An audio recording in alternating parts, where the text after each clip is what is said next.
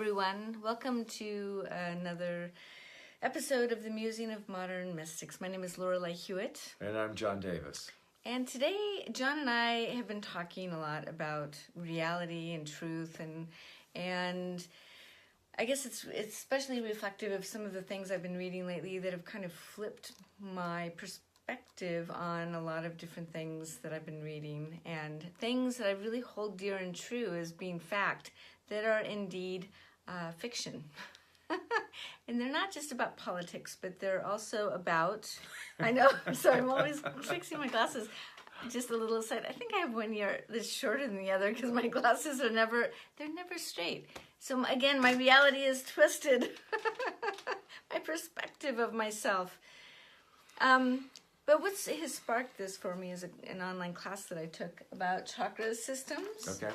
And it turns out that the chakra systems, as we know it, actually come down historically from text written in the 1700s, but there are so many different modalities of the chakra systems that have been taught throughout history. And I know that in different cultures there are many different chakra systems as well. They don't call them chakras, but they refer to different parts of the body that seem to have a relevant energetic significance. Right. And that the colors that we attribute the rainbow chakra system is only one system, but we have been taught that it's so true that even as a healer, there are times when it's like, oh, I can see it, and the colors need to be like this or that. I can see that this color is in the chakra, and that color is in the chakra. And now I realize, wow, that's not fact. It's not fiction exactly. It's just one perspective. It's a reality. Yeah. It's a reality. A reality. Not the reality, a reality. So what do you do with that? That's actually only one of many things that have kind of tripped me up this week as far as reality goes. But we were talking about that. Like what makes a truth true? And how do you define that truth in your own life? So I think that you have to look at all of the ways that humans, really smart humans, have organized reality. They open their eyes just like we do. They smell the air just like we do. They taste whatever the food is just like we do.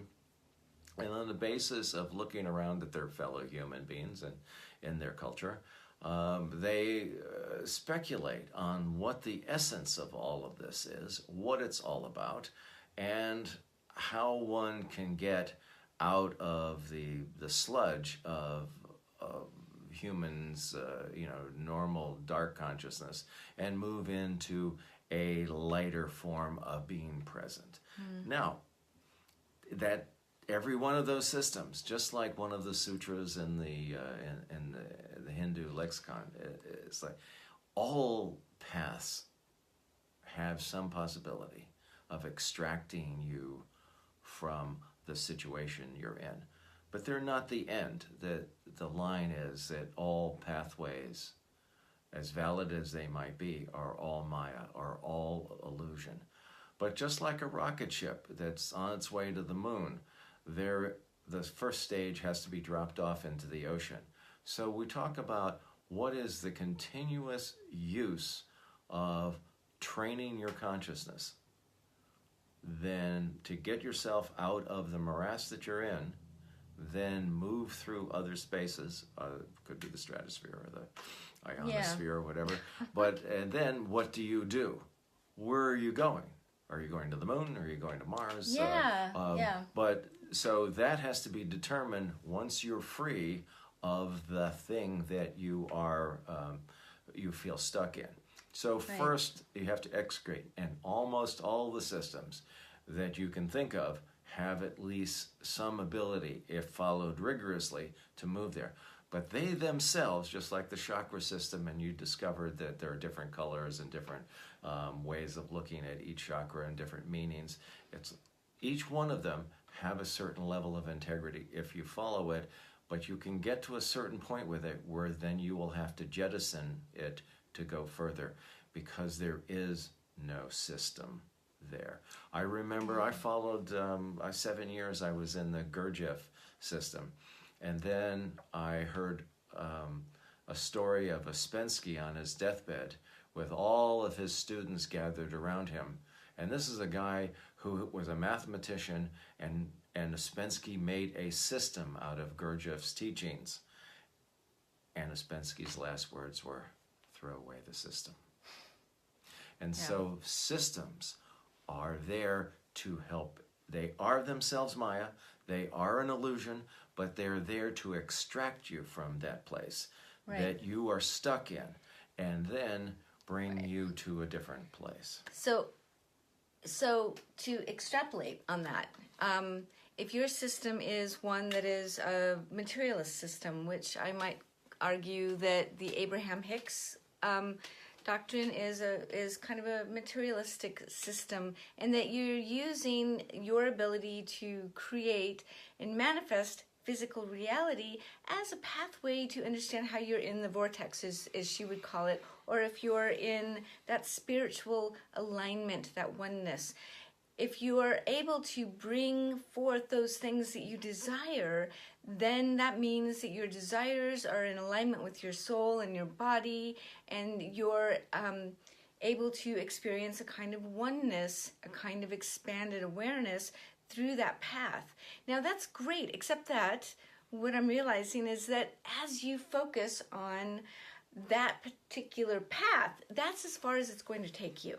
So where do you go once you've got the hang of that particular thing of understanding and manifesting physical reality? You need to let go of that eventually, eject that particular part of the rocket ship, right, to get to the moon, if the moon is what you want to get to. Which is a school. It's a school, yeah. And so you go, what am I free now to learn? Right, what's next? What's next? And allow yourself to be humble in that. You are not the genius that you thought you were just because you've escaped the reality that so many of your friends are caught in. Or if you have, all of a sudden you were completely poor and now you have $500,000. And so now you are semi-rich, or you are richer than you were. And now, what are you going to do? Who are you now? Yep. Where are you going? Because you could get caught in just figuring out how to keep that money that you have, and make sure that no one takes it from you. You can make sure that you don't have any, terrible decisions that you make about where to invest that money or whatever. So you could be consumed in a totally different way. But the question is, once you have moved into a new space, what's next? This is a school. The school is continuous. The school is nonstop. As long as you have one of these things, you are in school. Yeah, so if you have this shirt right here, then you know what?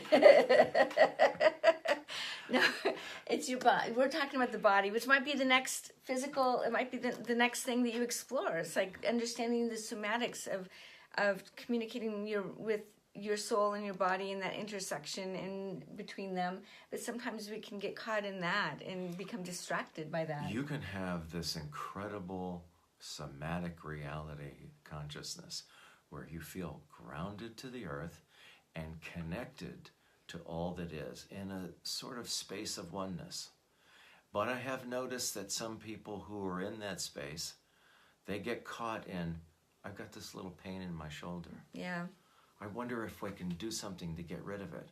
Now they are spending all of that conscious energy that they have brought themselves up to, and now they're focused on the shoulder. Now, you who may have a severe shoulder problem would not recognize that as anything other than a tick. But to them, because they feel everything, now feels this as an obstacle. It is not an obstacle. You have opened up the somatic reality so that you feel grounded to the earth in this body, and open, for lack of better terms, the cosmos, and your consciousness is now ready for the next thing. What is that next thing? It probably isn't figuring out how to completely eliminate every single ache and pain in every part of the body whenever it shows up.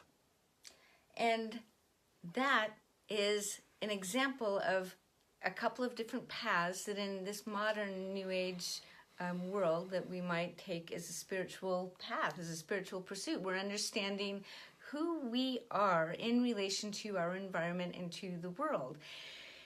The trick, I think, is to keep going, because what you focus on, you do become. In other words, when you become focused on your physical body or material things, or if it's a spiritual practice, if it is doing prayers and having a certain number of spiritual, religious actions that you do throughout the day in order to attain a certain level of feeling, that which you focus on, that is where you end up. That's where you stop.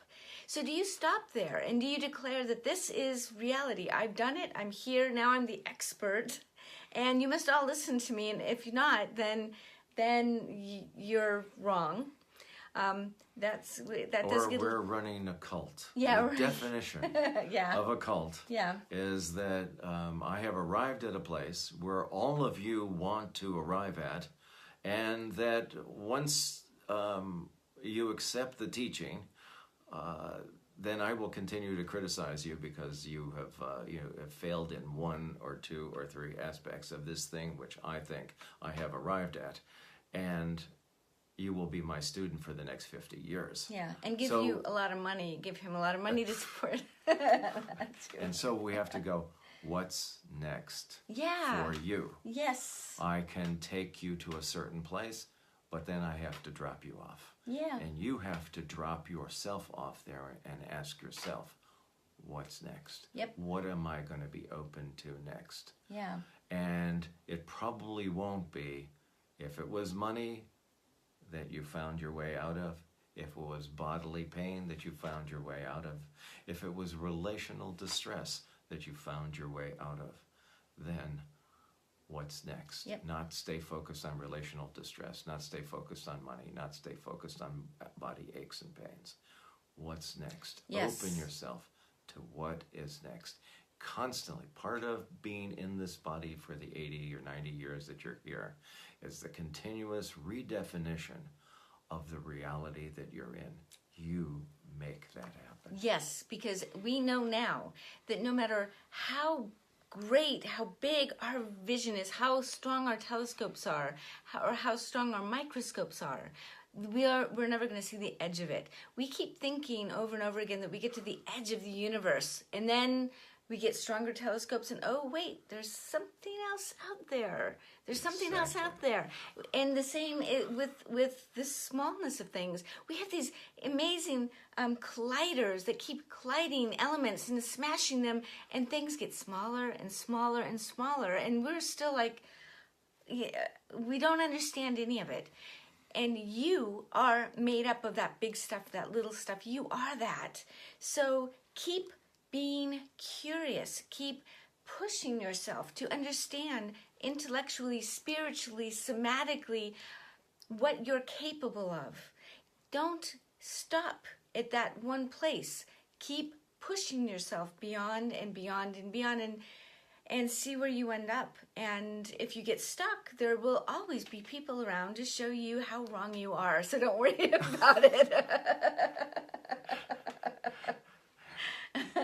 It is your enlightenment, yes, not anybody else's. Yep. They're at the place where there is a teaching.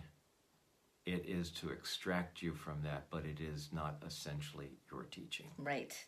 And just a little side note is that there is actually a whole bunch of really wonderful stuff to discover when you stop thinking and you meditate, and then you explore those inner realms that are even beyond what your physical body can perceive. And that is where I get really excited about things. But even that has a place where you can get stuck, and you can think that being a medium, a spiritual medium, that's it. That's the be all and end all. Or a healer, an energy healer.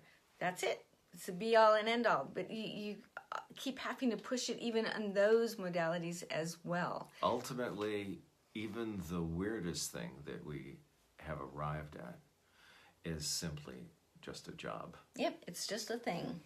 All right, so on that note, have an amazing week. You too. I hope you can understand reality better than we do. All right, take care.